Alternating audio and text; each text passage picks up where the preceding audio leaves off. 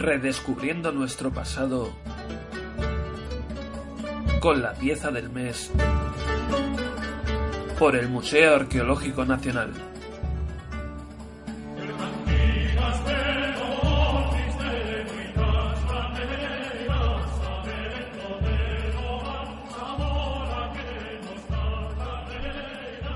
Nos vamos a adentrar en el Museo Arqueológico Nacional para conocer la pieza del mes de enero del museo. Se trata en concreto de una caracola de los Millares y para ello tenemos a Raquel Jiménez, que es profesora en Historia y Ciencias de la Música en la Universidad de Valladolid, además de ser investigadora en el Departamento de Historia y Arqueología en la Universidad de Barcelona. Hola Raquel, ¿qué tal? Hola, ¿qué tal? Nos vas a hablar de esta caracola de los Millares y antes fuera de micrófono me lo comentabas y me ha parecido muy interesante. El museo a lo largo de los 2 próximos años le va a dedicar este tipo de ciclos a la música. Sí, efectivamente. Este 2019 lo inauguramos con esta caracola de los Millares que es interpretada como una trompeta y durante todo el 2019 y el 2020 se van a elegir instrumentos musicales o piezas que tienen relación con la música en el Museo Arqueológico Nacional. A la hora de estudiar música, desde una perspectiva histórica, surgen muchas dudas y con esta propia pieza hay bastantes dudas. Sí, una de las grandes problemáticas de una disciplina que llamamos la arqueología musical es precisamente la identificación de estos comportamientos sonoros y musicales en el pasado muy remoto. Lo único que tenemos normalmente son piezas arqueológicas, a veces muy deterioradas, que tenemos que interpretar como posibles artefactos musicales o artefactos sonoros.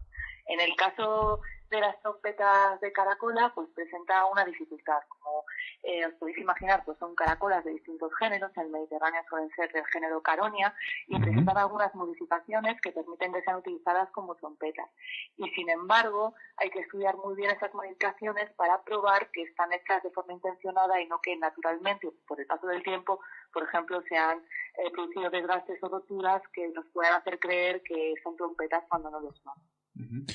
Lo que está claro es que la música es muy relevante a lo largo de la historia. Sí, tenemos música en todas las sociedades humanas, es un componente cultural esencial y tenemos además pruebas de su importancia también en el pasado. Por ejemplo, desde el Paleolítico hay evidencias de prácticas musicales complejas. Tenemos flautas muy desarrolladas con muchos beneficios de digitación, muy difíciles de hacer, por ejemplo en cuevas alemanas ya datadas en torno al 38.000 o 40.000 años, y instrumentos que además son claramente instrumentos musicales, no como estos que se decía que son de más dudosa interpretación. Con lo cual estamos convencidos de que muchos objetos que encontramos en el registro arqueológico, que a veces no han sido identificados, puede que tuvieran una función sonora musical. Y ya yendo a la pieza que nos ocupa el mes de enero, la encontramos en los Millares. ¿Nos puedes ubicar geográficamente y también en el tiempo histórico esta cultura? Pues sí, la cultura de los Millares es una de las más interesantes de la península ibérica.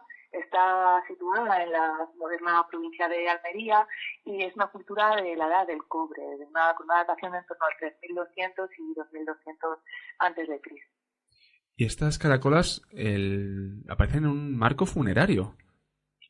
Sí, los hallazgos en cuestión, de los que tratamos en la pieza del mes de enero, son una serie de caracolas que aparecen siempre como ajuares en las tumbas colectivas típicas de los Millares, junto con otros restos de ajuar, como son cerámicas, puntas de flecha, etcétera, y que además presentan ciertas modificaciones que llevaron en su momento a interpretar los objetos como trompetas. Es decir, algunas carecen de lo que llamamos el ápice, que es la punta final de la caracola, y otras tienen algún orificio lateral. Y coincide con cómo se configuraría una trompeta de caracola marina, que también son muy antiguas y que aparecen también en todos los continentes. He estado leyendo, investigando, que este tipo de elementos se podían modificar de varias maneras, incluso para ver qué tipos de tonos se le puede aplicar. Sí, bueno, básicamente son muy fáciles de construir y en todo el planeta se utilizan con distintos géneros de caracolas y entonces, bueno, en el caso del Mediterráneo suele ser el molusco llamado caronia, normalmente caronia lampas, pero bueno, ocurre con casi cualquier caracola marina de los mismos continentes, que simplemente cortando el extremo distal, que sería el ápice, un corte muy simple con algún tipo de sierra, generamos una boquilla y con eso sería suficiente para apoyar los labios del intérprete que vibrando sobre esa boquilla generaría en el tubo cónico en espiral del interior de la caracola lo que llamamos una onda estacionaria que podría provocar distintos sonidos musicales. Cuando solamente la única intervención es ese corte en el ápice que provoca la boquilla, normalmente es a través de la vibración de los labios del intérprete que se modifican los tonos. En esos casos podríamos tener instrumentos que producían a lo mejor una quinta y una octava, no mucho más.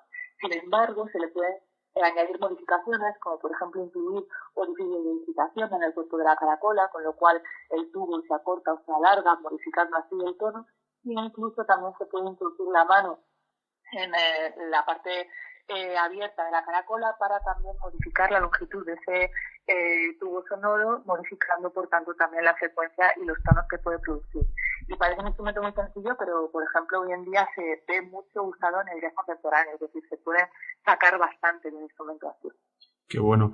Y otra de las cuestiones que queríamos tratar hoy en el Café de la Lluvia es sobre los propios usos de estas caracolas. ¿En qué contextos se aplicaba? ¿Para fiestas? ¿Contextos más religiosos? ¿Cómo se aplicaba? Pues obviamente en el caso de los millares, que ni siquiera tenemos la prueba de que estos cortes y modificaciones eran intencionales y no rupturas que se habían realizado por otras causas, es decir, es algo que todavía se tiene que seguir investigando. No tenemos tampoco ningún registro ni escrito, obviamente, de la edad del cobre ni de representaciones iconográficas que muestren el uso de estos instrumentos. Entonces, normalmente lo que recurrimos es a las comparaciones con estos instrumentos en otras culturas. Y a nivel tanto arqueológico como a nivel etnográfico, es decir, en las culturas del pasado y en muchas de las culturas del presente, tienen dos usos principales. Uno sería el uso como instrumento de señalización, obviamente es una trompeta muy efectiva, por ejemplo es muy común en el Mediterráneo hasta época moderna y sabemos que venía ya de época fenicio-púnica que se utilizase en la industria del salazón o para coordinar tareas de la pesca, para la señalización marítima en momentos de niebla, pero también en el interior, para por ejemplo llamar al ganado, para dar avisos en las ciudades o en los núcleos sobre la presencia, por ejemplo, de mercaderes en la India se utilizaba para avisar de incendios, para convocar asambleas, es decir, es un buen instrumento de señalización. Y luego como instrumento ritual también aparece en todos los continentes, desde Papúa Nueva Guinea, que es una voz esencial de los antepasados y para convocar también a los espíritus de los antepasados, en la India, por ejemplo, que participan en el culto de Krishna, en la América precolombina se usaban muchos sacrificios y otro tipo de rituales, hasta el punto de que se llegaban a hacer imitaciones en cerámica para poderlas tocar también idénticas tanto por dentro y por fuera de las caracolas, es decir, instrumentos que simbólicamente eran y son importantes en nuestras culturas. ¿Estas caracolas en las tumbas aparecían completas o con algún tipo de mella? ¿Cómo aparecían? Porque creo que he leído por ahí que como que medio las destruían. Sí, algo que nos lleva a pensar que sí que pudieran ser instrumentos, además de estas modificaciones que está por demostrar que son intencionadas, que las podrían convertir en instrumentos sonoros, es que además tienen la columela, que es la parte central de la caracola, destruida. Es lo que llamamos instrumentos amortizados. Ocurre con todo tipo de ajuares funerarios o de depósitos votivos, pero en el caso de los instrumentos musicales es muy común. Este silenciado ritual que pediría, por ejemplo, pues su estudio posterior y su uso, o incluso que simbólicamente podría simbolizar también la muerte del propio instrumento junto con el individuo que se lo lleva a la tumba. Un placer hablar contigo, Raquel, sobre la caracola de los millares, cómo comienza a andar la música, y también te tendremos para la pieza del mes de febrero. Muchísimas gracias muchísimas gracias por acompañarnos en este Café de la Lluvia a lo largo de enero y febrero, y además colaboras, que no le he dicho antes, en un programa en Radio Clásica. Coméntanoslo también para que los oyentes del Café de la Lluvia se pongan ahí a escucharte. Sí, una vez al mes tengo una sección unos minutos de arqueología musical en el programa Longitud de Onda, que es todas las mañanas a las 11, de lunes a viernes, y que trata normalmente de temas relacionados con la investigación y la música, y allí me tienen mensualmente y de forma puntual para hablar de alguna pieza de arqueología musical.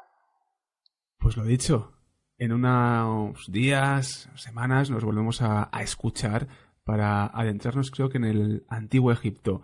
Un saludo muy fuerte. A vosotros, gracias. Gracias.